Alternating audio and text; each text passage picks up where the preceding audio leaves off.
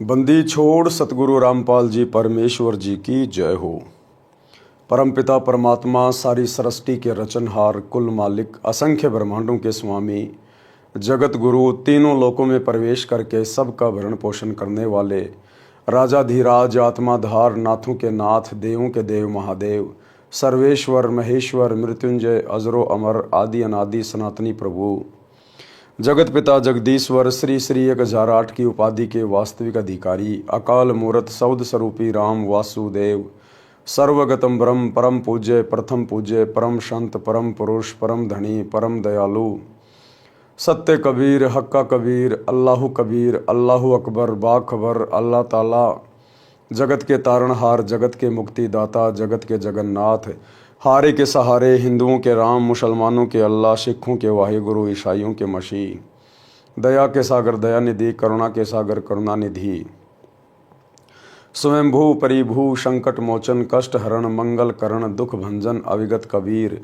निर्विकार निर्विषम परमात्मा, अलय अलेख सतगुरु, आदि अनादि सतगुरु, असली मर्यादा पुरुषोत्तम, असली राम, असली कृष्ण, असली घनश्याम, असली मुरारी, राजाओं के राजा, महाराजाओं के महाराजा, शहंशाहों के शहंशाह, सम्राटों के सम्राट, भगवानों के भगवान, अल्लाहों के अल्लाह, प्रभुओं के प्रभु, मसीहाओं के मसीह, सच्चे वाहे गुरु, बाबाओं के बाबा, पीरों के पीर, सेठों के सेठ, जगत सेठ, सावड़सा सेठ, सर्वगुण संपन्न, अनंत कोटि कलाओं के स्वामी, अनंत कोटि ब्रह्मांडों के नायक, योगियों में महायोगी, ध्यानियों में महाध्यानी, सिद्धों में परम सिद्ध, ज्ञानियों में तत्व ज्ञानी, ब्रह्म ज्ञानी, महाज्ञानी, परम ज्ञानी, सर्वश्रेष्ठ ज्ञानी, विज्ञानी, युवा कबीर, समरथ कबीर, असंवाद, अमित ओजा, सच्चे रहनुमा, करीम अल्लाह, सुभान अल्लाह, दुनिया के अंतिम पैगंबर, 8 सितंबर 1951 से गांव धनाना, जिला सोनीपत, हरियाणा, भारतवर्ष की पावन भूमि पे प्रकट रियल कल की भगवान श्री नारायण साकार हरि, श्री बाबा साहेब,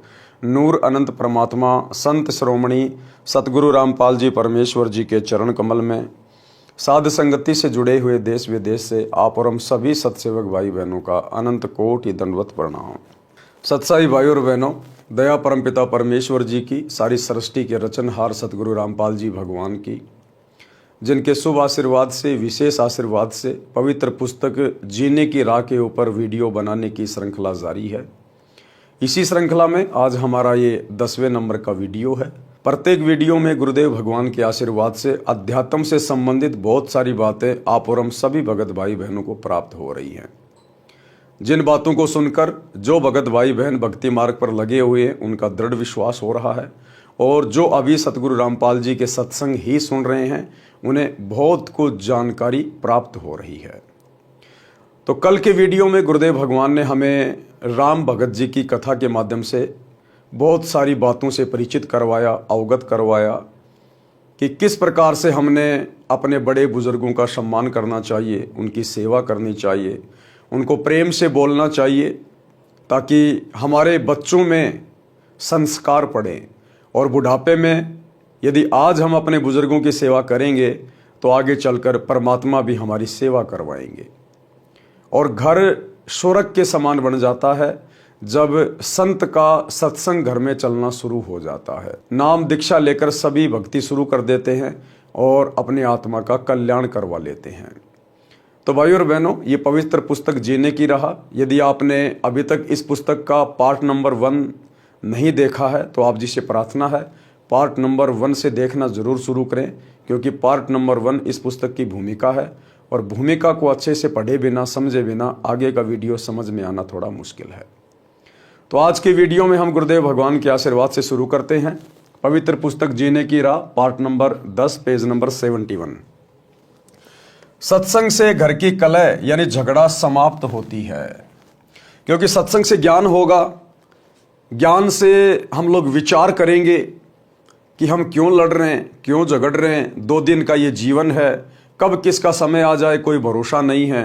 हम क्यों लड़ रहे हैं, किसके साथ में लड़ रहे हैं, लड़ाई झगड़े से हमें मिलेगा क्या सिवाय टेंशन के। तो सत्संग से फिर आदमी विचार करना शुरू कर देता है। एक माई अपनी पुत्र वधू पर बात बात पर क्रोध करती थी। छोटी छोटी गलतियों को बढ़ा चढ़ाकर अपने पुत्र से कहती। पुत्र अपनी पत्नी को धमकाता। इस प्रकार घर नरक बना हुआ था।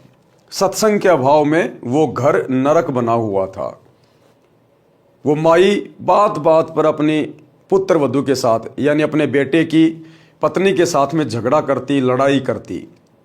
क्योंकि सारा दिन वो क्या करती, आड़ोसी पड़ोसियों के पास में जाती, इधर उधर की बातें करती, भक्ति का कोई नामो निशान नहीं था, सत्संग में जाती नहीं थी, सारा दिन कुविचार मन में आते रहते थे, एक दूसरे की सुनी सुनाई बातें इधर उधर बाईपास करती रहती थी, अपने कर्म फोड़ रही थी। परमात्मा कहते हैं सत्संग में कुतिया भली साकट भली न माँ, वाह बैठी हरी चर्चा सुने वाह निंदा करने जा। परमात्मा कहते हैं सत्संग में ना जाने वाली माँ से वो कुतिया 100 गुना ज्यादा अच्छी है, जो किसी कारण से संतों के सत्संग में बैठी हुई है, आसपास बैठी हुई है, परम संत के वचन उसके कानों में जा रहे हैं। और वो माँ जो सत्संग में नहीं जाती है, इधर उधर की निंदा चुगली करती है, वो तो उस कुतिया से भी बदतर है जो निंदा चुगली करके केवल अपने कर्म ही फोड़ सकती है। पुत्र वधू अपनी सासू माँ से कभी कभी कहती कि आप सत्संग जाया करो। अपनी पड़ोसन भी जाती है। सासू माँ बोली कि सत्संग में तो आई गई यानी बदचलन स्त्रियां जाती हैं, जिनका संसार में सम्मान नहीं होता, जो अच्छे कुल की नहीं है, हम खानदानी हैं, हमारा क्या काम सत्संग में। बुढ़िया कहती हमारा क्या काम है सत्संग में, सत्संग में तो ऐरी गैरी जाती है, जिनकी कोई इज्जत नहीं होती समाज में, जिनको कोई काम नहीं है, हम तो खानदानी है खानदानी। परमात्मा कहते हैं अगले जन्म में फिर वो खानदानी धर्मराज के द्वारा कुतिया बनाई जाती है, कुतिया, बिना सत्संग के, बिना भक्ति के। परमात्मा कहते हैं एक हरि की भक्ति बिना नारी कुतिया होए, गली गली भोकत फिरे टूक न डाले कोई। सारा दिन एक रोटी टुकड़े के लिए घर घर आंडेगी, घर घर, कोई जूत मारेगा, कोई एक आधा टूक डालेगा, नहीं मिलेगा तो खेत में जाके टट्टी खाएगी। जो आज खानदानी बनी बैठी है, जो आज अपने आप को इज्जतदार समझ रही है, कल को नंगी आंडेगी, नंगी, कोई इज्जत नहीं, नाम भी उसका गाली से शुरू होगा, कुतिया कुतिया।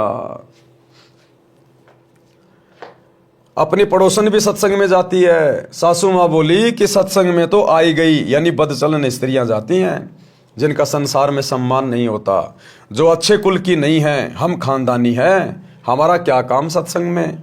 ऐसे पुत्र वधू ने कई बार कोशिश की, परंतु माई मानने को तैयार नहीं होती। एक दिन गांव की स्त्री किसी कार्यवश उसके घर आई तो सास अपनी पुत्र वधू को गालियां दे रही थी, धमका रही थी कि आने दे तेरे खशम को, आज तेरी खाल उतराऊंगी।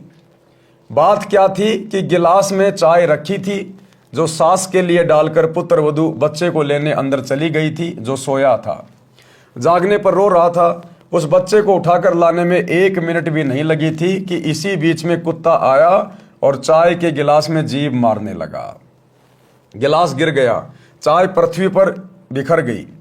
सासू माँ आंगन में उस गिलास से मात्र 20 फुट की दूरी पर चारपाई पर बैठी थी, हट्टी कट्टी थी, खेतों में सैर करके आती थी, परंतु काम के हाथ नहीं लगाती थी, इसी बात पर कलह कर रही थी।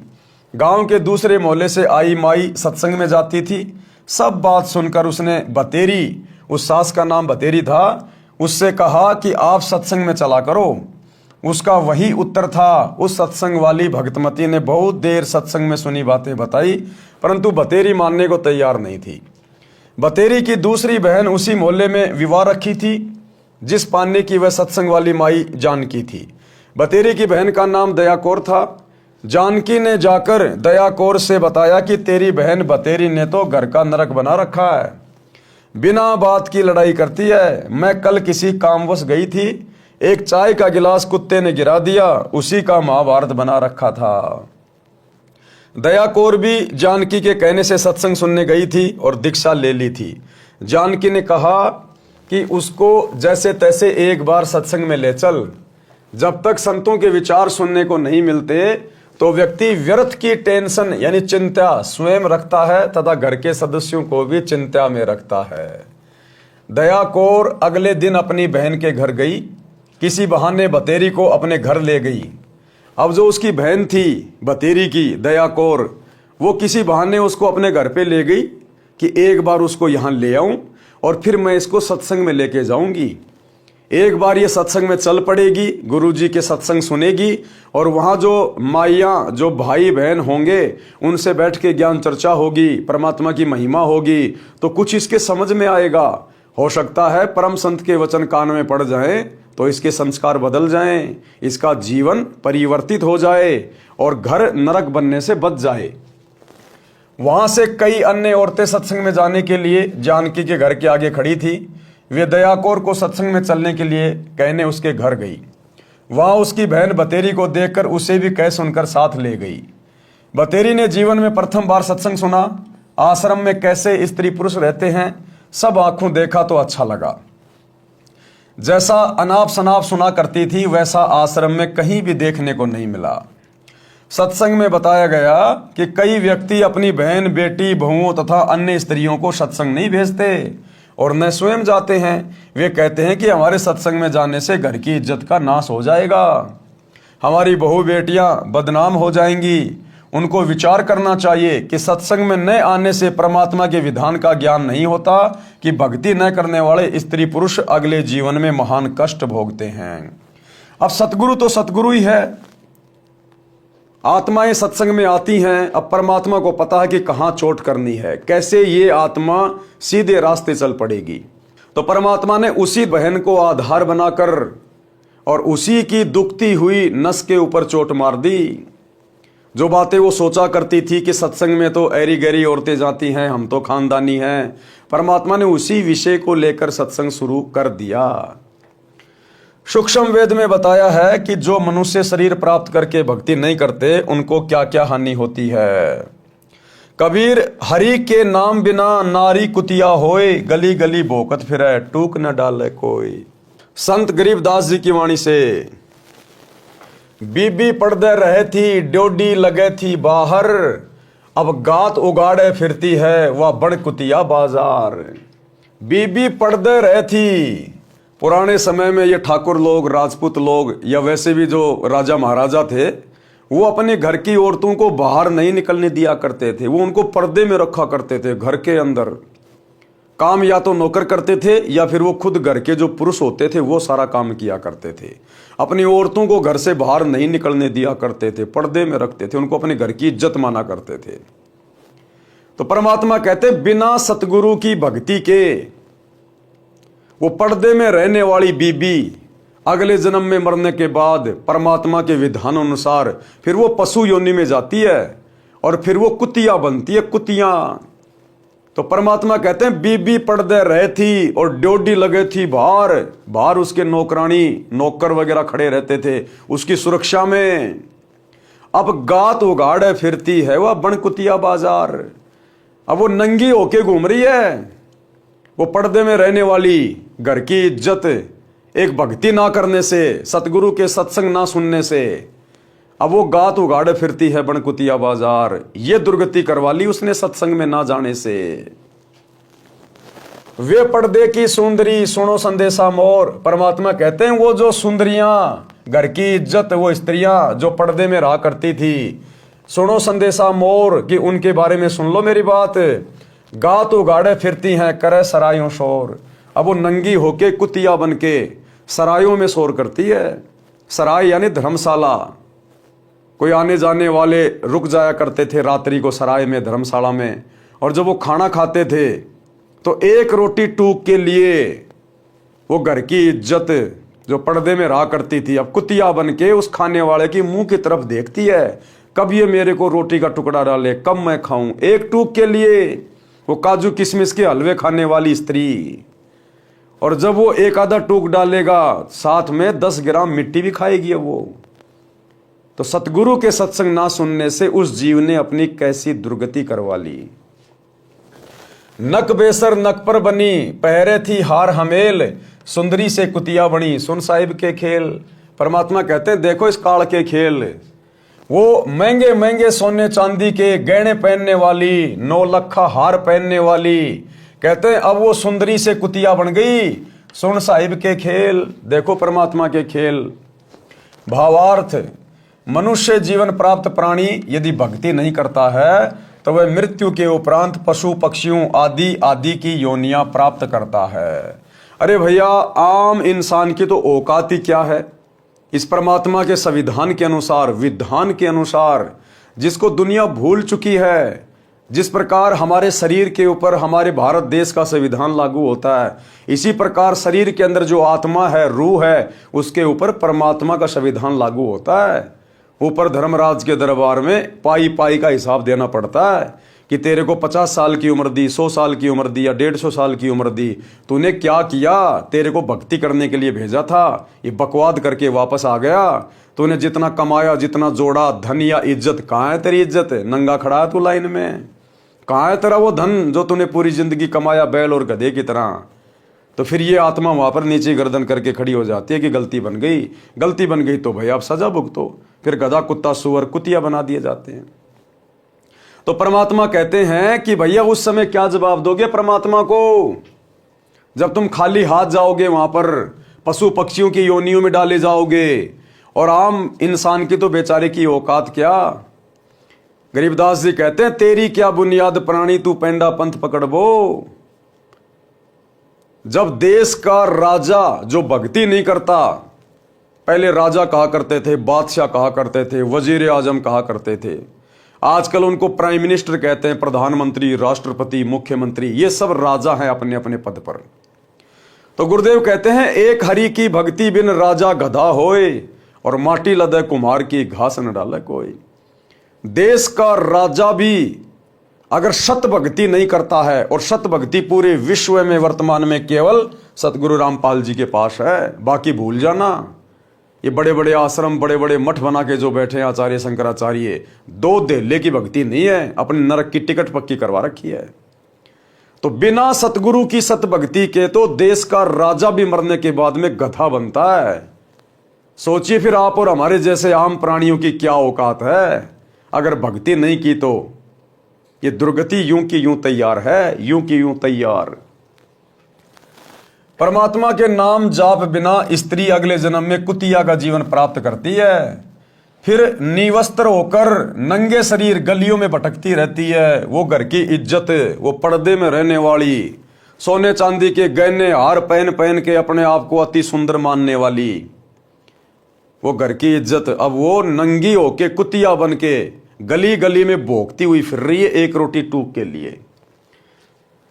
भूख से बेहाल होती है, उसको कोई रोटी का टुकड़ा भी नहीं डालता। जिस समय वह आत्मा स्त्री रूप में किसी राजा, राणा तथा उच्च अधिकारी की बीवी यानी पत्नी थी, वे उसके पूर्व जन्म के पुण्यों का फल था। जब उसका मनुष्य जन्म था और वो पर्दे में रहा करती थी, किसी राजा की रानी बनके, किसी बहुत बड़े अधिकारी की पत्नी बनके या ठुकरानी बनके, तो परमात्मा कहते हैं कि वो आत्मा उस जन्म में अपने पिछले जन्म की दान पुण्य की मलाई खा रही थी। अगले जन्म के लिए भक्ति की नहीं, दान पुण्य किया नहीं, संतों के सत्संग में गई नहीं, उसने अपनी दुर्गति करवा ली। अब वो कुतिया बन के घूम रही है राजा की रानी। वे उसके पूर्व जन्मों के पुण्यों का फल था, जो कभी किसी जन्म में भक्ति धर्म आदि किया था, वह सर्व भक्ति तथा पुण्य स्त्री रूप में प्राप्त कर लिए। जैसे आज देश का प्रधानमंत्री है या कोई मुख्यमंत्री है, बहुत बड़ा कोई उद्योगपति है जिसका दुनिया में नाम है, और भक्ति आज वो कर नहीं रहा, और भक्ति भी करता है तो खाली लोक दिखावे की, अपने केवल वोट प्राप्त करने के लिए।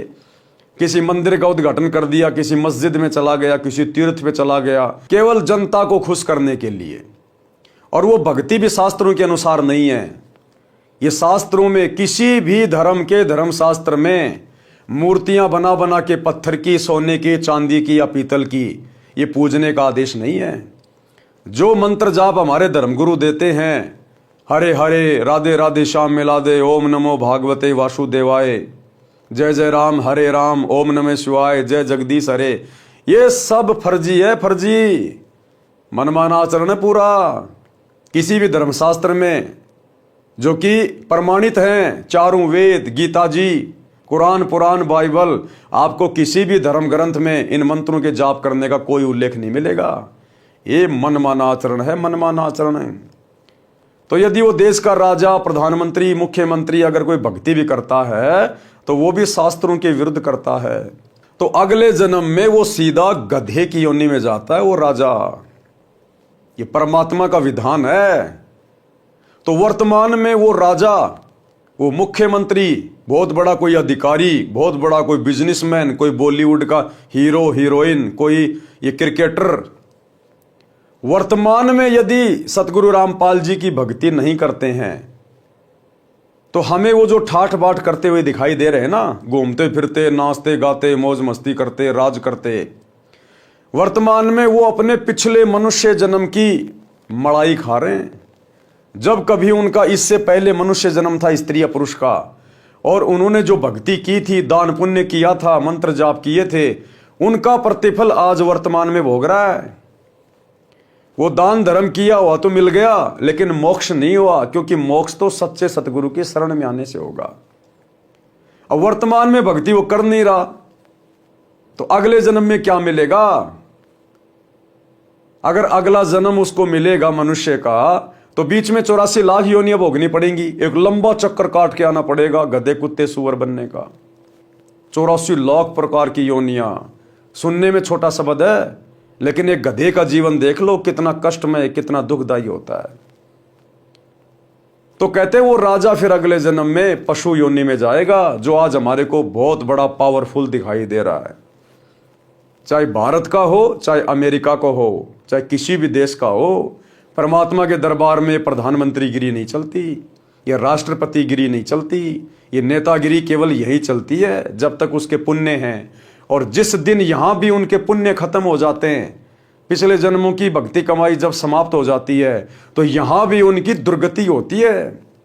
उनका हेलीकॉप्टर क्रैश हो जाता है, विमान उनका क्रैश हो जाता है, एक्सीडेंट में मारे जाते हैं, बीमारी में मारे जाते हैं। सब कुछ पाप और पुण्य के आधार से चलता है।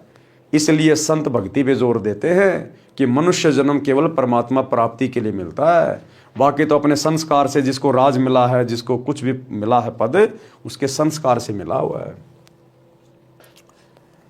वह आत्मा ऊंचे घराने की बहु बेटियां थी, उस समय पर्दों में रहती थी, काजू किशमिश डालकर हलवा तथा खीर खाती थी। उनका जूठा छोड़ा हुआ नौकरानियां खाती थी। उनको सत्संग में नहीं जाने दिया जाता था, क्योंकि वे उच्च घरानों की बहुएं तथा बेटियां थी। घर से बाहर जाने से बेइज्जती मानती थी। बड़े घरों की इज्जत इसी में मानी जाती थी कि बहु बेटियां का पर्दे में घर में रहना उचित है। इन कारणों से वह पुण्यात्मा सत्संग विचार न सुनने के कारण भक्ति से वंचित रह जाती थी। उस मानव शरीर में वह स्त्री गले में 9-9 लाख रुपए के हमेल हार पहनती थी, नाक में सोने की नाथ पहनती थी। उसी हार श्रृंगार में अपना जीवन धन्य मानती थी। भक्ति ना करने से वे अब कुतिया का जीवन प्राप्त करके नंगे शरीर गलियों में एक एक टुकड़े के लिए तरस रही होती हैं। शहर में पहले सराय यानी धर्मशाला होती थी, यात्री रात्रि में उनमें रुकते थे। जैसे आजकल हाईवे पे होटलें होती हैं, बड़े बड़े ढाबे होते हैं, ऐसे पहले के समय में राजा महाराजा सराय बना दिया करते थे, जिनको धर्मशाला कहा करते थे, जिनमें यात्री रात्रि में रुका करते थे। यात्री रात्रि में उनमें रुकते थे, सुबह भोजन खाकर प्रस्थान करते थे। वह पर्दे में रहने वाली सुंदर स्त्री कुतिया बनकर धर्मशाला में रुके यात्री का डाला टुकड़ा खाने के लिए धर्मशाला में भोगती है। रोटी का टुकड़ा धरती पर डाला जाता है, उसके साथ कुछ रेत मिट्टी भी चिपक जाती है। वह सुंदरी जो काजू किशमिश युक्त हलवा खीर खाती थी, भक्ति नहीं करती थी, उस रेत मिट्टी युक्त टुकड़े को खा रही है। यदि मनुष्य शरीर रहते सहते पूरे संत से नाम लेकर भक्ति कर लेती तो ये दिन नहीं देखने पड़ते। और पूरा संत वर्तमान में केवल एक है, सतगुरु रामपाल जी। बाकी जितने भी संत हैं ये सब नकली हैं। भले आपको उनके सत्संगों में प्रधानमंत्री जाता दिखाई दे, मुख्यमंत्री जाता दिखाई दे, बड़ी बड़ी सेलिब्रिटी वहां पर जाती हुई दिखाई दे, उनको दंडवत प्रणाम करती हुई दिखाई दे, उनके पास में भक्ति के नाम पर कख भी नहीं है, कख भी, 0/0। खुद भी नरक में जाएंगे, अपने फॉलोवर को भी नरक में लेके जाएंगे। सत भक्ति पूरे विश्व में केवल सतगुरु रामपाल जी के पास है। एक बार थोड़ी हिम्मत करके जेब से मोबाइल निकाल कर यूट्यूब पर जाकर सर्च करें, सृष्टि रचना सतगुरु रामपाल जी, धीरे धीरे सुनना शुरू करें एक बार। अन्यथा परमात्मा अपने कर कमल से जो हमें लिख कर दे रहे हैं, ये बीतेगी फिर हमारे साथ में।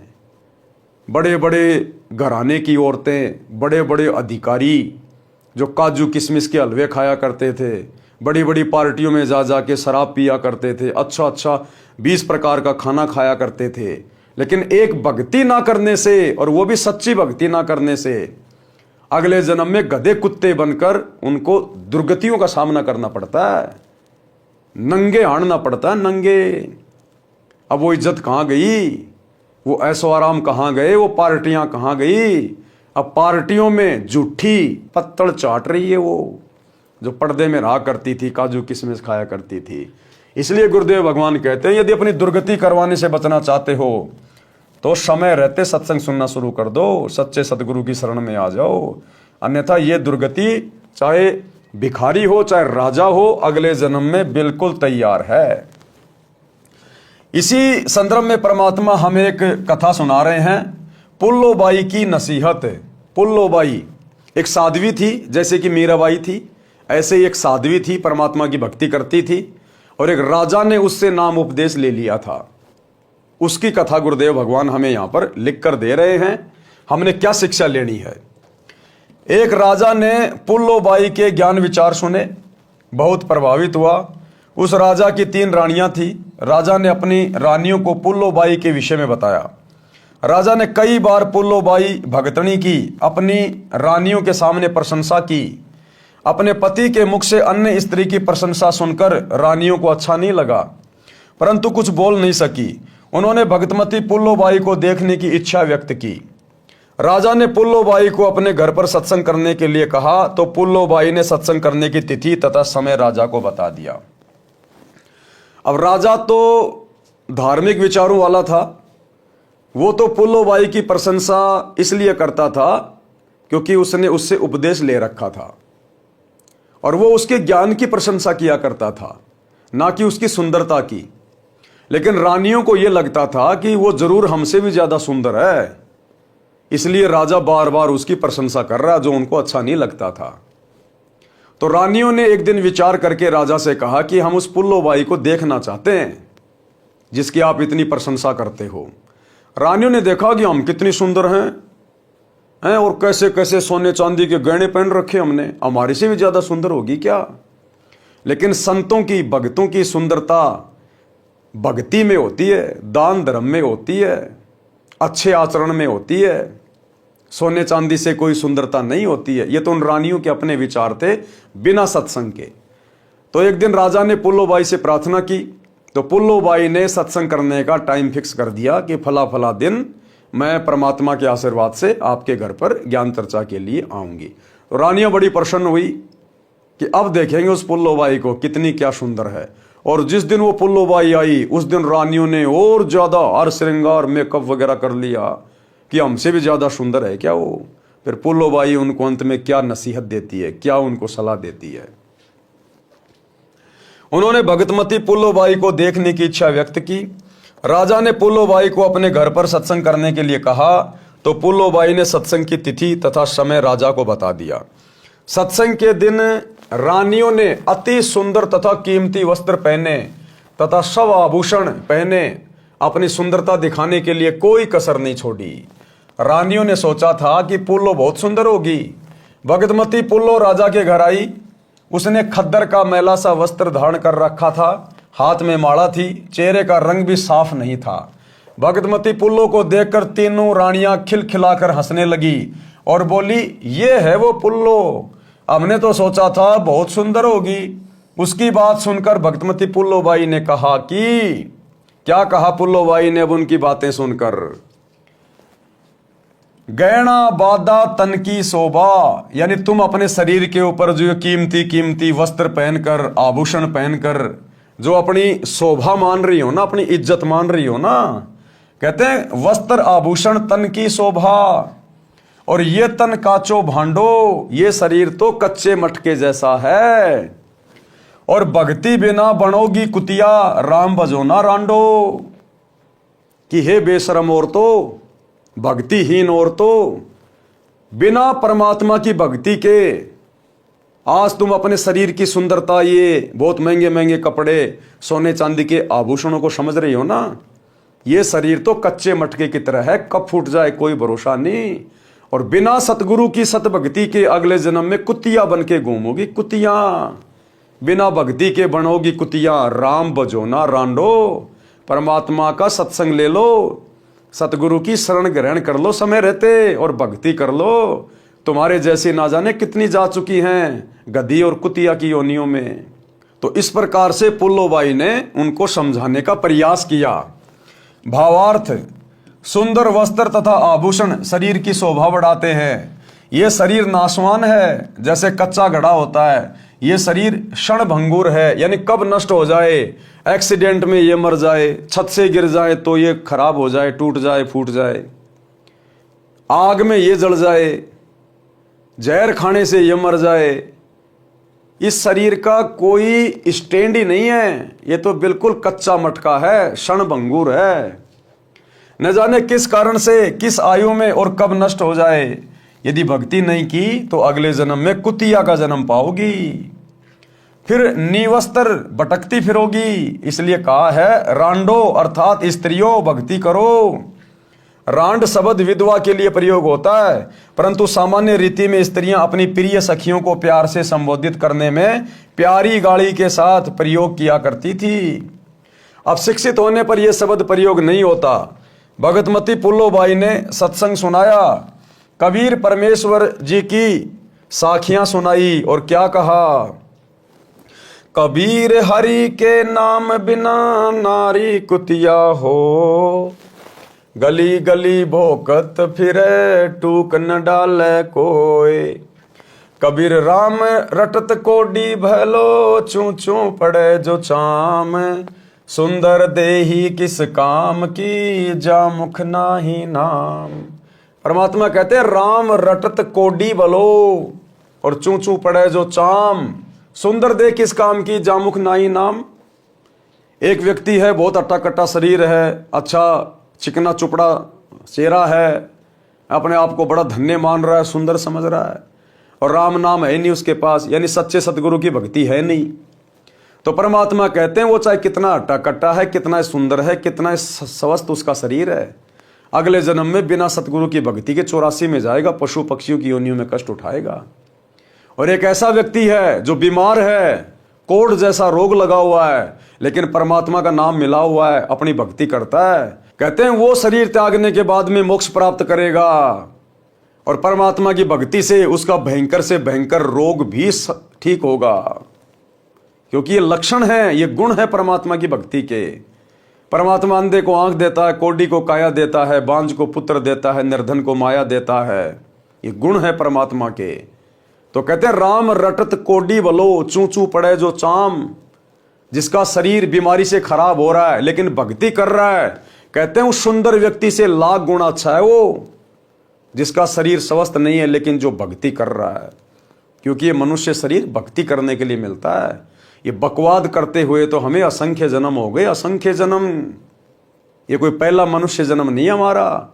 ना जाने आज से पहले कितने करोड़ों अरबों हमारे स्त्री पुरुष के मानव जन्म हो चुके हैं। हमने उन जन्मों में ये बकवादें तो करी हैं और हर जन्म को बर्बाद करने के बाद हम फिर 84 लाख योनियों में गए। अब की बार हमारा दाव लगा इस भक्ति युग में। परमात्मा धरती पर सशरीर प्रकट हैं सतगुरु रूप में। एक बार सत्संग सुनना शुरू करो। तो परमात्मा कहते हैं राम रटत कोडी भलो, चू चू पड़े जो चाम, सुंदर दे किस काम की, जा मुख नाही नाम। कबीर नहीं भरोसा देही का, विणस जावे छिन्न माही, श्वास उसास में नाम जपो और यतन कछु नाई। परमात्मा कहते हैं ना जाने ये तुम्हारा शरीर कब छूट जाएगा, इसका कोई भरोसा नहीं है। लिखा हुआ नहीं है कि तू 40 साल जिएगा, 50 साल जिएगा। परमात्मा के कागजों में तो लिखा है, लेकिन तुम्हें नहीं पता इस बात का। इसलिए अपनी मृत्यु को अति निकट समझकर, संतों के सत्संग सुनकर, ज्ञान से परिचित होकर उनके शरण लेके अपनी आत्मा का कल्याण कराओ। नहीं भरोसा देही का, ये विनस जाए छिन माही, 1 सेकंड नहीं लगती कब ये मर जाएगा एक्सीडेंट में, भूकंप में, बीमारी से। कहते हैं श्वास ऊ श्वास में नाम जपो और यतन कछु नाई। सतगुरु तुम्हें जो मंत्र दीक्षा देगा उसको श्वास ऊ श्वास से जपो, यानी सतगुरु जो विधि बताएगा उस विधि से भक्ति करो, मंत्रों का जाप करो, तब इस मनुष्य जन्म का कोई फायदा है। कबीर श्वास ऊ श्वास में नाम जपो, व्यर्थ श्वास मत खो, ना जाने इस श्वास को आवन हो के न होए। गरीब सर्व सोने की लंका थी, रावण से रणधीरम, एक पलक में राज्य गया जम के पड़े जंजीरम। कि वर्तमान में तुम्हारी औकात क्या है, हम हैं क्या, हैसियत क्या है। मालिक कहते हैं मर्द गर्द में मिल गए, जिनको वास्तु में हम लोग मर्द कह सकते हैं, जो वास्तु में ताकतवर थे, बलवान थे, जिनके पास में धन था, पावर थी, रावण जैसे, कंस जैसे, हिरण्यकशिपु जैसे। कहते मर्द गर्द में मिल गए, वो भी मिट्टी में मिल गए, बिना सतभक्ति के, बिना सतगुरु की सत्संगति के। मर्द गर्द में मिल गए रावण से रणधीरम, कंस केश चानोर से हिरणाकुश बलवीरम।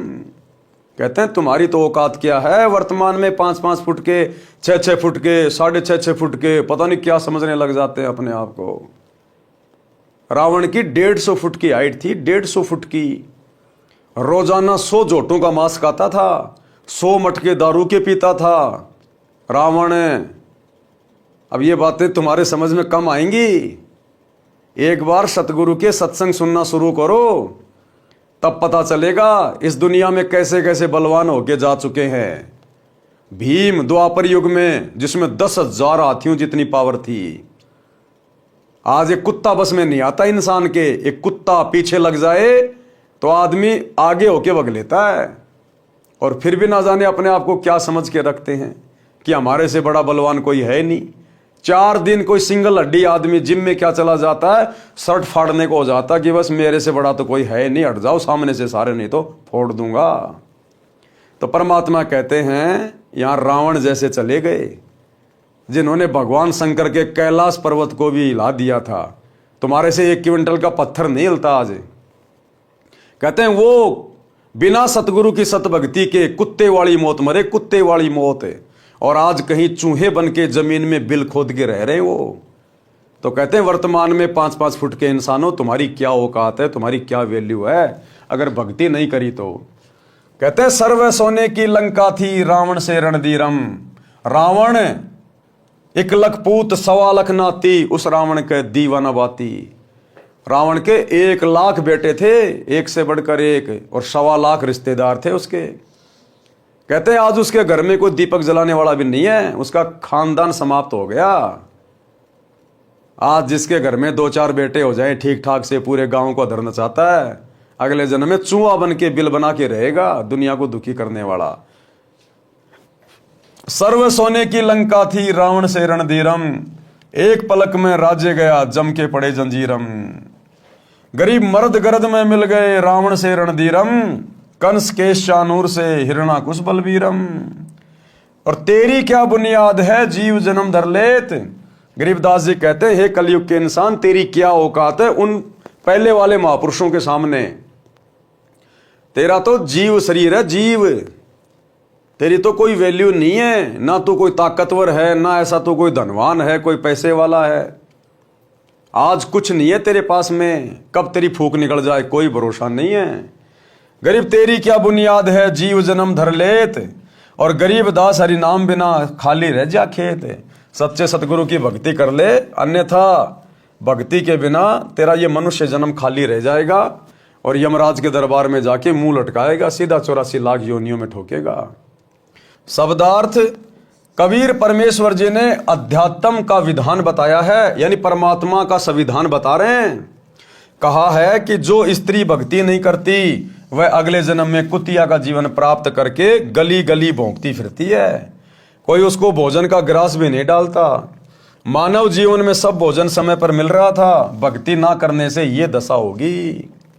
परमात्मा की भक्ति कुष्ठ रोगी, जिसके शरीर की खाल भी कट कट कर गिर रही है, उससे रक्त निकल कर गिर रहा है, यदि वो भी करता है तो बहुत अच्छा है। भक्ति करने से उसका कुष्ठ रोग भी ठीक हो जाएगा, भविष्य भी उज्जवल होगा। जो भक्ति नहीं करता वह चाहे सुंदर शरीर वाला भी क्यों ना हो, उसका सुंदर स्वस्थ शरीर किसी काम का नहीं। अगले जन्म में फिर वो शरीर गधे की योनि प्राप्त करेगा, फिर कुम्हार के काम आएगा वो। जो आज सुंदर और स्वस्थ शरीर प्राप्त करके अपने आप को पहलवान समझ रहा है और भक्ति कर नहीं रहा, अगले जन्म में वो शरीर कुम्हार के काम आएगा। जब गधा बनेगा, 2.5 मन का बोरा पटकेगा, पजावे के ऊपर सारा दिन कच्ची ईंट ऊपर ले जाएगा, पक्की ईंट ऊपर से लेके आएगा। इस मानव शरीर का कोई विश्वास नहीं है कि यह कब तथा किस कारण से नष्ट हो जाए। इसे बचाकर नहीं रखा जा सकता। इसका एक उपाय है, भक्ति करो, इतना सुमरण करो कि एक श्वास भी नाम के जाप बिना खाली ना जाए। कोई भरोसा नहीं। आप जी आए दिन अखबार में पढ़ते हो, कोई एक्सीडेंट में मर गया, कोई लड़ाई झगड़े में मर गया, कोई किसी बीमारी से मर गया, कोई हॉस्पिटल में मर गया, कोई फांसी खा के मर गया, कोई जहर खा के मर गया, कोई भूकंप में मर रहे हैं। कोई भरोसा नहीं है इस मनुष्य शरीर का। ये पंडित ज्योतिष झूठी बना बना के तुम्हारे को ये पत्रियां दे रहे हैं, 150 साल जिएगा, 100 साल जिएगा।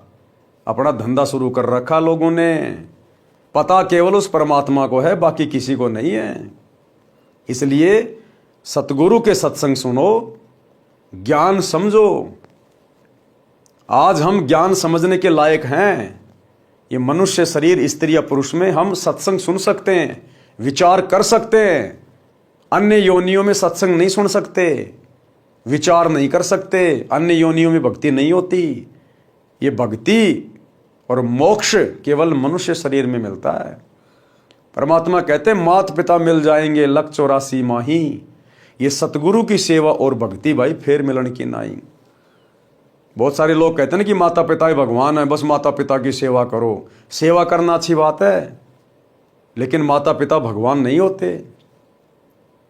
अरे फिर तो बहुत भगवान हो गए। दुनिया में ना जाने कितने माता पिता हैं। आप भी कल को किसी के माता पिता बनोगे, कल को आप भी भगवान बन जाओगे। अपने आप को भगवान कहलाने वाला इंसान नरक में जाता है। नरक में यम के दूत उसके मुंह में मूतते हैं। तो परमात्मा कहते हैं माता पिता तो तुम्हें कल को मरने के बाद जब गधा बनेगा उस समय भी मिल जाएगा, कुत्ता बनेगा तो भी माता पिता मिल जाएंगे, मनुष्य बन जाएगा तो भी माता पिता फिर मिल जाएंगे। लेकिन ये सतगुरु की सेवा और भक्ति ये दोबारा नहीं मिलती, बार बार नहीं मिलती। बड़ी मुश्किल से दाव लगता है, इसको चूकना नहीं चाहिए। श्वास छोड़ते समय तथा लेते समय प्रत्येक श्वास में नाम जपो। श्वास को नाम के जाप बिना व्यर्थ ना करो। ये श्वासों से किया जाने वाला सुमरण केवल वर्तमान में इस धरती पर सतगुरु रामपाल जी के पास है।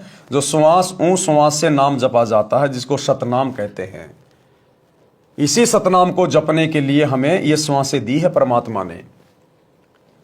श्वास छोड़ते समय तथा लेते समय प्रत्येक श्वास में नाम जपो। श्वास को नाम के जाप बिना व्यर्थ ना खो। इस श्वास को ज्ञान नहीं है, ये अंदर गया है तो बाहर आएगा कि नहीं आएगा। इसलिए गफलत ना करके भक्ति में लग जाओ।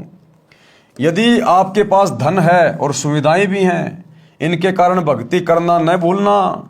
श्रीलंका के राजा रावण के पास अत्यधिक धन था। उसने सोने के मकान बना रखे थे और स्वयं भी योद्धा था, परंतु श्री रामचंद्र के साथ युद्ध हुआ, मारा भी गया और श्रवण भी लूट लिया गया। उसकी सोने की लंका भी हिंदुस्तान से जो वानर सेना गई थी लूट के ले आई। कोई 5 किलो, कोई 10 किलो उधर से तोड़ तोड़ के ले आए उसकी सोने की लंका को। तो कहते हैं उसका धन भी गया और उसका वो बल भी गया, राज्य भी गया। ये सब एक पलक में हो गया, यानी राम जी के तीर से मारा गया।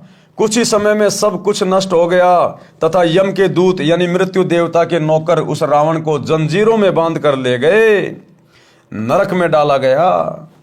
रावण जैसे मर्दाने यानी सूरवीर मिट्टी में मिल गए तथा मथुरा का राजा कंस, उसका प्रसिद्ध पहलवान चाणूर, कंस का नौकर केसी, रूपधारी राक्षस तथा हिरण्यकशिपु जैसे बलवान भी भक्ति बिना जीवन व्यर्थ कर गए। हे सामान्य प्राणी, तेरी क्या बुनियाद है? यानी तू किस आधार से बचेगा? तू कर्मों के अनुसार भिन्न भिन्न जीवों के शरीर धारण कर लेता है। संत गरीबदास जी ने परमेश्वर कबीर जी के बताए ज्ञान से कहा है कि भक्ति ना करने से तेरे को ऐसी हानि होगी जैसे किसान खेत में बीज न बोने से भूखा मरता है, उसे कोई लाभ नहीं होता। जिस प्रकार किसान खेत में बीज ना बोने से भूखा मरता है, उसी प्रकार मनुष्य शरीर में जो भक्ति का बीज नहीं बोता, सच्चे सतगुरु की शरण में नहीं आता, वो उसी प्रकार से अगले जन्मों में फिर महाकष्ट उठाएगा। भगतनी पुल्लों ने इस संसार की वास्तविकता बताई तथा भक्ति बिना होने वाले कष्ट बताए। छोटे से राज्य के टुकड़े को प्राप्त करके आप इतना गर्व कर रहे हो, ये व्यर्थ है। लंका का राजा रावण ने सोने के मकान बना रखे थे, सत भक्ति न करने से राज्य भी गया, सोना भी यही रह गया, नरक का भागी बना। राजा रानियों ने उपदेश लेकर भक्ति की तथा जीवन धन्य किया। जब पुल्लोबाई ने सत्संग किया और समझाया पूरी रात ज्ञान चर्चा करके, तब उन रानियों पे सत्संग का असर हुआ, क्योंकि सत्संग से ज्ञान होता है और हमारे संस्कार चेंज होने लग जाते हैं। तो राजा की रानियों ने भी वो मान बढ़ाई छोड़कर और पुल्लोबाई से उपदेश लेकर परमात्मा की भक्ति शुरू कर दी। कबीर हरि के नाम बिन राजा ऋषभ होए, ऋषभ यानी खच्चर गधा, मिट्टी लदे कुम्हार कह घास न नी रह कोई। भगवान की भक्ति ना करने से राजा गधे का शरीर प्राप्त करता है, कुम्हार के घर पर मिट्टी ढोता है, घास स्वयं जंगल में खाकर आता है। यानी गधे के साथ में बहुत ज्यादा बुरी बीतती है, यानी वो सबसे ज्यादा कर्मों की मार झेलता है, सबसे ज्यादा गधा। क्योंकि जब उसका मनुष्य जन्म होता है वो राजा होता है, और राजा ना जाने कितने लोगों को दुखी कर देता है, कितने लोगों को परेशान कर देता है। और वैसे भी राजा देश की जनता के टैक्स से अपनी सर्व सुख सुविधाएं भोगता है, तो पूरी जनता का जो कर्जा होता है वो राजा के ऊपर होता है। और अगले जन्म में वो राजा मरने के बाद गधा बनकर देश के प्रत्येक नागरिक का गधा बनता है, किसी का बैल बनता है, किसी की गाय बनती है, किसी की भैंस बनता है। इस प्रकार से अपना कर्जा उतारता, फिर वो इतनी दुर्गति होती है राजा की। तो फिर पीछे तू पशुआ की जे दीजे बैल बनाए, चार पहर जंगल में डोले तो नहीं उधर भराए। फिर ये दुर्गति होगी उस राजा की, अगले जन्म में जानवर बन के, और उसका पेट भी नहीं भरेगा ढंग से। इतना मोटा पेट लगा देगा भगवान, इतना मोटा, सारा दिन नीचा मुंह करके खाता रहेगा, पीछे से निकालता रहेगा, उसका पेट भी ढंग से नहीं भरेगा। और किसान सारा दिन जब वो बैल बनेगा उसको खेत में हल में जोतेगा, और शाम को सूखा सूखा चारा डालेगा, सूखा जौं का भूस। आंखों में आंसू आएंगे लेकिन मजबूरी में खाना पड़ेगा। जब वो राजा था, बड़े बड़े 7 स्टार होटल में 56 प्रकार की डिश खाता था, लेकिन एक भक्ति नहीं करी। अरे राज्य भी कर, किसने मना किया, लेकिन साथ में सतगुरु की भक्ति भी कर, और नेक नीति ईमानदारी से परमात्मा से डर कर अपना राज्य कर, जनता के साथ न्याय कर। राजा को यदि सत्संग मिल जाए, सच्चा गुरु मिल जाए, तो राजा को फिर ज्ञान होगा कि सदा राजा नहीं रहूंगा, कल को शरीर छोड़ के जाना पड़ेगा, परमात्मा को जवाब भी देना पड़ेगा। अगर परमात्मा ने तुझे इतनी बड़ी जिम्मेदारी दी है पूरे देश की, तो तेरे पास अच्छा अवसर है देश की सेवा करने का। राजा तो बहुत अच्छी प्रकार से भक्ति कर सकता है, क्योंकि राजा के पास धन की कमी नहीं होती। वो दान धर्म खूब कर सकता है, भंडारे कर सकता है, अपने शुभ कर्म बना सकता है, लेकिन बिना ज्ञान के वो उल्टे अपने कर्म फोड़ के जाता है और अगले जन्म में पशु योनि में जाता है। तो गुरुदेव कहते हैं फिर 56 प्रकार के भोजन खाने वाला, फिर वो कुर्डियों पे डोलता है, गंदगी खाता, फिर वो गधा बन के। सिर पर सींग दिए मन बोरे, धूम से मच्छर उड़ाए। फिर कहते हैं वो बैल बनेगा, उसके सिर पे 2 सींग लग जाएंगे और धूम से मच्छर उड़ाए। आज जो एसी में सोता है, कल को फिर बैल बनेगा ना, फिर उसके एक पूंछ लगा दी जाएगी, वो पूंछ ही उसका पंखा होगी, वो ही उसकी कूलर होगी, वो ही उसकी एसी होगी, उसी से अपने मच्छर और मक्खियां उड़ाएगा फिर वो राजा। तो कहते हैं सिर पर सींग दिए मन बोरे, धूम से मच्छर उड़ाए, और कांदे जुआ जोते कुआ, कोंदू का बुशकाए। उसको फिर किसान खेत में जोतेगा, खेत से पानी निकालेगा चड़स से, और खाने को क्या मिलेगा, कोंदू का भूस, जोक का चारा मिलेगा, जोक का भूस, जो बहुत तीखा होता है, चुभता है, लेकिन खाना पड़ेगा। अब वो राजा थोड़ी है जो उसके लिए 20 प्रकार की सब्जियां और 3 प्रकार की चपाती लेके आएंगे। भक्ति करता तो परमात्मा फिर से उसको मनुष्य जन्म देता, कोई बड़ा अधिकारी बनता, हो सकता राजा बन जाता, फिर से उसको वो सुविधाएं मिलती, लेकिन उसने अपनी बात बिगाड़ ली एक सच्चे सतगुरु की शरण ग्रहण ना करने के कारण। भावार्थ, गधे का शरीर पूरा करके वह प्राणी बैल की योनि प्राप्त करता है। कौन? वो राजा, वो अधिकारी जो भक्ति नहीं करता। मानव शरीर में जीव को कितनी सुविधाएं प्राप्त थी। भूख लगते ही खाना खाओ, दूध पियो, चाय पियो, प्यास लगे तो पानी पी लो। भक्ति ना करने से वही प्राणी बैल बनकर सुबह से शाम तक 4 पहर अर्थात 12 घंटे तक जंगल में फिरता है, हल में जोता जाता है। दिन में केवल 2 बार आहार बैल को खिलाया जाता है, दोपहर 12 बजे तथा रात्रि में।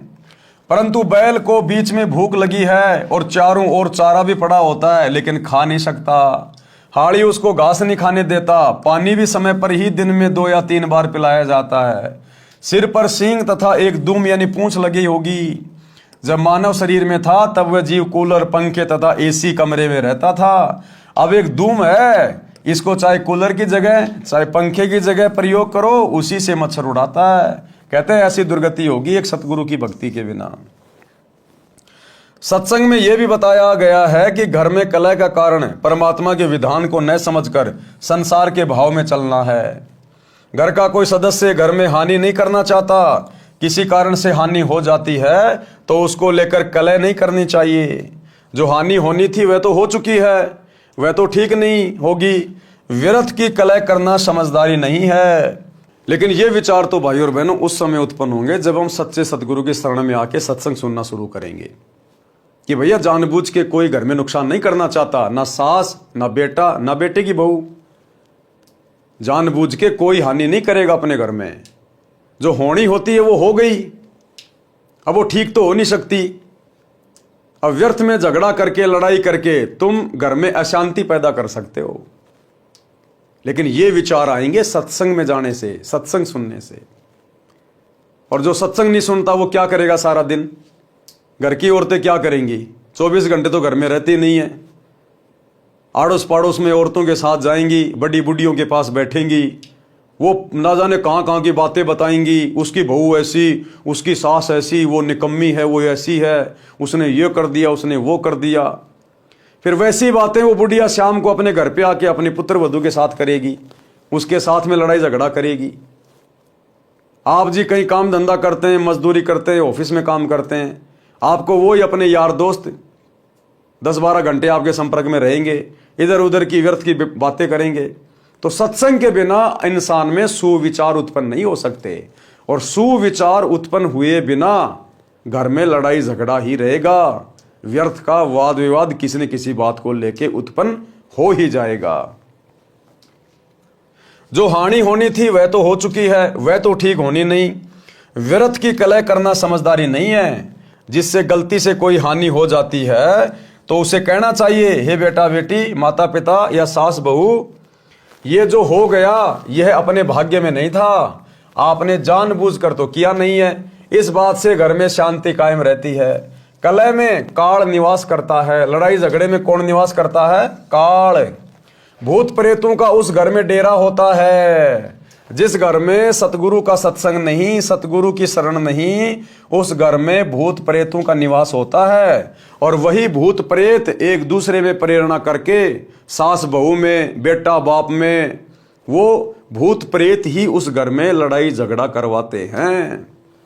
और जिस दिन आप सतगुरु की भक्ति ले लोगे, सतगुरु से उपदेश ले लोगे, वो भूत प्रेत कभी झांकेंगे भी नहीं उस घर की तरफ, कभी झांक कर भी नहीं देखेंगे। इतनी पावरफुल है सतगुरु की भक्ति, केवल सतगुरु रामपाल जी की भक्ति, अन्य की नहीं। अन्य तो खुद ही भूत है। वो कलह में काल निवास करता है, भूत प्रेतों का उस घर में डेरा होता है। जो कलह नहीं करते वे सुख से बसते हैं। जिस घर में परमात्मा की भक्ति यानी आरती, स्तुति, ज्योति यज्ञ होती है, उस घर में देवताओं का निवास होता है। यानी सतगुरु के भगत तो खुद ही देवता स्वरूप होते हैं, खुद ही देवता स्वरूप। सत्संग सुनकर सब अपने अपने घर चली गई। यानी बतेरी की बहन दयाकोर और अन्य जितनी भी औरतें थी वो सत्संग से वापस आई और अपने अपने घर चली गई। लेकिन भाई और बहनों, बतेरी जिस सत्संग में गई थी वो सत्संग ओरिजिनल नहीं था। जिस गुरु से वो नाम दीक्षा लेके आई थी अपनी बहन के कहने से, वो शास्त्र अनुकूल साधना नहीं देता था। लेकिन फिर भी सत्संग सुनने से अच्छाई इंसान में उत्पन्न होती है। और जो बतेरी की जो बेटे की बहू थी पुत्र वधू, उसने सही गुरु से नाम उपदेश ले रखा था, जो गुरु शास्त्र अनुकूल साधना करवाता था। यानी परमेश्वर कबीर जी अपनी आत्माओं को सत्संग देने के लिए, ज्ञान देने के लिए अनेकों वेश बनाकर यहां पर विचरण करते रहते हैं। सत्संग सुनकर सब अपने अपने घर चली गई। सत्संग दिन के 12 बजे से 2 बजे तक हुआ था। पुत्र वधू को पता नहीं था कि सासू माँ सत्संग में गई थी। अगले दिन सुबह भैंस का दूध निकालकर पुत्र वधू उस दूध की भरी बाल्टी को छत में लगे कुंडे वाले सरिये में प्रतिदिन की तरह टांगने लगी। उसे लगा कि बाल्टी टंग गई, परंतु सरिये के उल्टी ओर बाल्टी का कड़ा लगा था। पुत्र वधू ने सोचा कि ठीक लगा है और बाल्टी छोड़ दी। बाल्टी पृथ्वी पर गिर गई, दूध बिखर गया।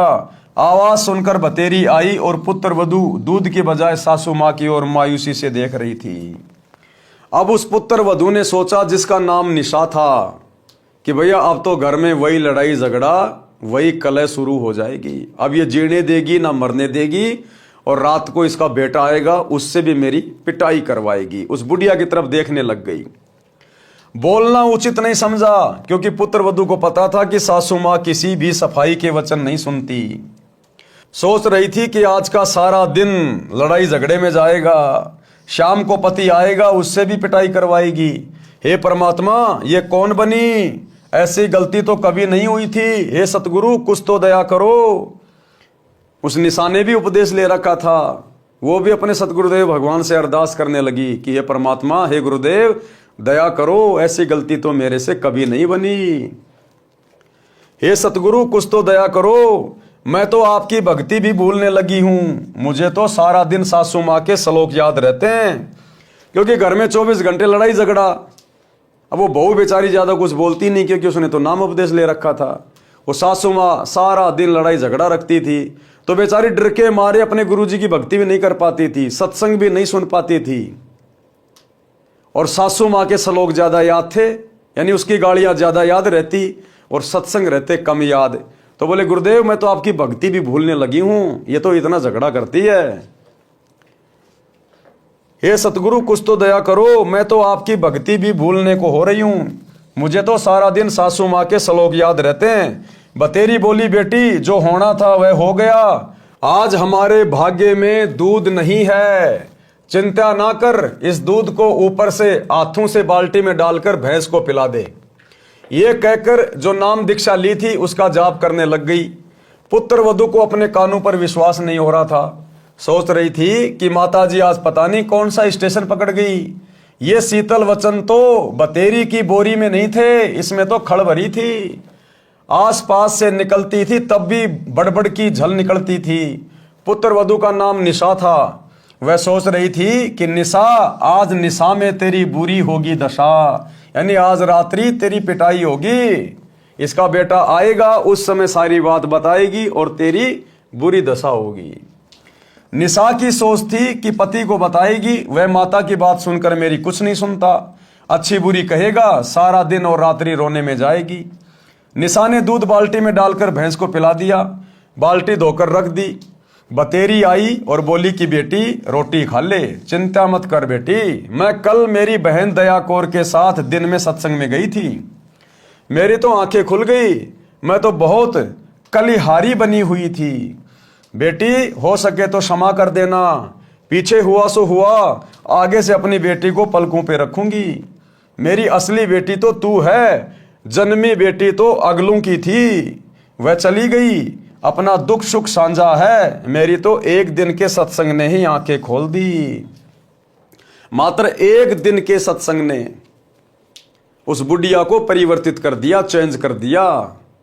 क्योंकि संतों के वचन में पावर होती है, शक्ति होती है। और यदि सत्संग मिल जाए पूर्ण संत का, तो ये जीवन भी परिवर्तित और मृत्यु के बाद में सीधा परमात्मा के दरबार में मोक्ष। नकली संतों के सत्संग से, उनकी नाम दीक्षा से मोक्ष नहीं मिलेगा। 84 लाख योनियों का कष्ट नहीं कटेगा। गधे कुत्ते सुअर बनने से नहीं बच सकते। ये महा उपकार तो पूर्ण संत करता है, और पूर्ण संत वर्तमान में धरती पर सतगुरु रामपाल जी हैं। बेटी, अगले रविवार को आप भी चलना, मैं भी चलूंगी। अब उस बतेरी को इस बात का पता नहीं था कि मेरी बेटी ने पहले से ही सत्संग ले रखा है। वो बेचारी डर डर के भक्ति किया करती थी। सासू माँ को वो बताया नहीं करती थी कि बताऊंगी तो और ज्यादा झगड़ा करेगी ये, तो छुप छुप के अपनी आरती कर लेती थी, कोई सत्संग वगैरह सुन लिया करती थी इस प्रकार से। तो बुढ़िया को इस बात का मालूम नहीं था। तो बुढ़िया ने कहा, बेटी अगले रविवार को आप भी चलना, मैं भी चलूंगी, धीरे धीरे बेटे को भी ले चलेंगे। निशा ने अपने गुरुजी का फोटो यानी स्वरूप कपड़ों में छिपा रखा था। फोटो निकालकर चरणों में शीश रखकर कहा कि हे गुरुवर, आज आपने अपनी बेटी की पुकार सुन ली, घर स्वर्ग बना दिया। शाम को चतर सिंह आया, यानी उस बुढ़िया का बेटा, शाम को चतर सिंह आया तो माता ने दूध गिरने का जिक्र भी नहीं किया। कुछ दिन बाद चतर सिंह को भी नाम दिला दिया। कुछ समय पश्चात निशा के गुरुजी आ गए। अब एक दिन उसकी पुत्र वधू के गुरुजी उसके घर पे आ गए। निशा ने बताया कि गुरुजी, मेरी सासू माँ बहुत अच्छी है, इसने भी गुरु का नाम ले लिया है। बतेरी ने कहा, महाराज जी, निशा ने कभी नहीं बताया कि इसने दीक्षा ले रखी है, ये मेरी कलह से डरती होगी, अब बताया है जब मैंने नाम ले लिया। अच्छा किया इसने, यदि पहले बता देती तो मैं और अधिक दुखी करती और पाप की भागी बनती। निशा के गुरुजी ने कहा, अब उसके गुरुदेव ने क्या कहा, बुढ़िया को क्या कहा? निशा के गुरुदेव ने कहा, माई बतेरी, आप तो आसमान से गिरी और खजूर में अटकी हो, क्योंकि आपकी दीक्षा शास्त्र अनुकूल नहीं है। यानी आपने जिस गुरु से दीक्षा ली है वो गुरु दीक्षा देने का अधिकारी नहीं है। उस गुरु की भक्ति मोक्षदायक नहीं है, शास्त्रों के अनुसार नहीं है। आपको थोड़ा बहुत सुख तो दे देगी वो भक्ति, थोड़ा बहुत राहत तो दे देगी। यहाँ ज्ञान से आप लड़ाई झगड़ा तो छोड़ दोगी, लेकिन शरीर छूटने के बाद में नरक में जाने से नहीं बच सकती, गधी और कुतिया बनने से नहीं बच सकती, 84 लाख योनियों में जाना पड़ेगा, क्योंकि वो गुरु शास्त्र अनुकूल साधना नहीं दे रहा, क्योंकि आपकी दीक्षा शास्त्र अनुकूल नहीं है। सत्य साधना बिना मोक्ष नहीं हो सकता, और सत्य साधना भाई और बहनों वर्तमान में केवल पूज्य गुरुदेव जी के पास है। जैसे रोग की सही औषधि खाने से ही रोग से मोक्ष मिलता है, इसी प्रकार सत्य साधना करने से जन्म मरण के रोग से मुक्ति मिलती है। निशा ने सोचा कि सासू माँ नाराज हो जाएगी, इसलिए बीच में ही बोल उठी कि गुरुजी, सुना है आपने नई पुस्तक लिखी है, वह संगत ने छपवाई है, क्या आपके पास है? गुरुजी बोले, हे बेटी, आपको देने के लिए आया हूं। ये कहकर गुरुजी दूसरे कमरे में गए जिसमें ठहरे थे, उसमें थैला रखा था। निशा भी साथ साथ गई और बोली, गुरुदेव, बिरड़ के छत्ते को मत छेड़ो, मुश्किल से शांत हुआ है। गुरुजी बोले, हे बेटी, अब तेरी सास जी की पूरी रुचि भक्ति में है, अब ये मानेगी। गुरुजी 3 दिन रुके, तत्व ज्ञान समझाया। बतेरी ने भी गुरु बदल लिया और अपना कल्याण करवाया। 3 दिन तक गुरुदेव ने सत्संग सुनाया, क्योंकि कबीर परमात्मा भिन्न भिन्न वेश धारण करके पृथ्वी पर घूमते रहते हैं अपनी आत्माओं के लिए। तो जब अच्छे से सत्संग सुनाया, सृष्टि रचना बताई, तो उसकी सासू को फिर ज्ञान समझ में आ गया कि भाई मैंने तो अपनी आत्मा का कल्याण करवाना है। अगर एक डॉक्टर से रोग ना कटे तो डॉक्टर बदलने में कोई दिक्कत नहीं होनी चाहिए। तुरंत उसने गुरुजी को सरेंडर कर दिया और शास्त्र अनुकूल भक्ति दीक्षा लेकर शुरू कर दी। सत्संग से घर स्वर्ग बन गया, चारों ओर शांति हो गई। जहां गाली गलौज से सारा दिन गोले छूटते थे, अब उस घर में परमात्मा के ज्ञान की गंगा बहने लगी। भगतमती निशा के गुरुजी परमेश्वर कबीर जी थे, जो अन्य वेश में सत्य भक्ति प्रचार करने के लिए घूमते फिरते थे। उन्होंने बताया कि किस प्रभु की भक्ति करनी चाहिए, पढ़ें इसी पुस्तक के पेज नंबर 226 पर। निष्कर्ष, परमेश्वर कबीर जी ने बताया है कि मन नेकी कर ले 2 दिन का मेहमान, कि हे जीवात्मा, क्या फूला फूला फिर रहा है, ये 2 दिन का जीवन है, यानी छोटी सी तेरी उम्र है, और कब परमात्मा के घर जाना हो जाए कोई भरोसा नहीं है। ऊपर जाकर क्या जवाब देगा, क्या हिसाब किताब देगा। समय रहते भक्ति कर ले। मात पिता तेरा कुटुंब कबीला, कोई दिन का रल मिल का मेला, अंत समय उठ चले अकेला, तज माया मंडान। कहां से आया कहां जाएगा, तन छूटे तब कहां समाएगा। कि भाई सबसे पहले तो तेरे को आत्मज्ञान होना चाहिए कि तू कहां से आया है, यानी क्यों तेरा जन्म हुआ है, कहां जाएगा, मरने के बाद तू कहां जाएगा। जब तेरा शरीर छूटेगा तो कौन तुझे ओटेगा, तो किसकी शरण में जाएगा। आज व्यक्ति घर से बाहर किसी शहर में जाता है तो पहले विचार करता है कि कहाँ रहूंगा, क्या खाऊंगा, कहाँ मेरा ठिकाना होगा। और नालायक, ये शरीर छोड़ते समय तू जरा भी विचार नहीं करता कि मरने के बाद मैं कहाँ जाऊंगा, पशु बनूंगा या इंसान बनूंगा या मेरा क्या होगा। ये संतों के सत्संग से पता चलता है। आत्मज्ञान उसी को कहते हैं। कहाँ से आया कहाँ जाएगा, तन छूटे तब कहाँ समाएगा। आखिर तुझको कौन कहेगा गुरु बिना आत्मज्ञान, कि बिना सतगुरु के तुझे ये आत्मज्ञान भला कौन बताएगा। कौन तुम्हारा सच्चा साई, झूठी है ये सकल सगाई। चलने से पहले सोच रे भाई, कहाँ करेगा विश्राम। रहट माल पन घट जो भरीता, आवत जात भरे कर रीता। जुगन जुगन तू मरता जीता, करवा ले रे कल्याण। लख 84 की सह तरासा, ऊंच नीच घर लेता बाशा। कहे कबीर सब मिटाऊं राशा, कर मेरी पहचान। यानी सतगुरु रूप में जब परमात्मा आता है तो कहते हैं पहचान कर ले सत्संग सुन के, तेरा सदा सदा का ये जन्म मरण का झंझट मिटा दूंगा तेरा। भावार्थ, परमेश्वर कबीर जी ने अपने मन को संबोधित करके हम प्राणियों को सतर्क किया है कि इस संसार में 2 दिन का यानी थोड़े समय का मेहमान है। इस थोड़े से मानव जीवन में आत्मज्ञान के अभाव से अनेकों पाप इकट्ठे करके अनमोल मानव जीवन नष्ट कर जाता है। धन कमाने की विधि तो संसार के व्यक्ति बता सकते हैं, परंतु गुरुदेव जी के बिना आत्मज्ञान यानी जीव कहां से आया, मनुष्य जीव का मूल उद्देश्य क्या है, सतगुरु धारण किए बिना यानी दीक्षा लिए बिना जीव का मानव जन्म नष्ट हो जाता है। ये बात गुरु जी के बिना कोई नहीं बताएगा। चाहे पृथ्वी का राजा भी बन जा, परंतु भविष्य में पशु जन्म मिलेगा। जन्म मरण का चक्कर गुरु जी के ज्ञान व दीक्षा मंत्र बिना समाप्त नहीं हो सकता। जब तक जन्म मरण का चक्कर समाप्त नहीं होता तो बताया है कि ये जीवन अरहट का कुआं लोई, या गढ़ बंध्या है सब कोई। कीड़ी कुंजर और अवतारा, अरहट डोर बंधे कई बारा। भावार्थ, जैसे रहट के कुएं में लोहे की चक्री लगी होती है, उसके ऊपर बाल्टियों की चैन वेल्ड की जाती है, उसको रहट कहा जाता था।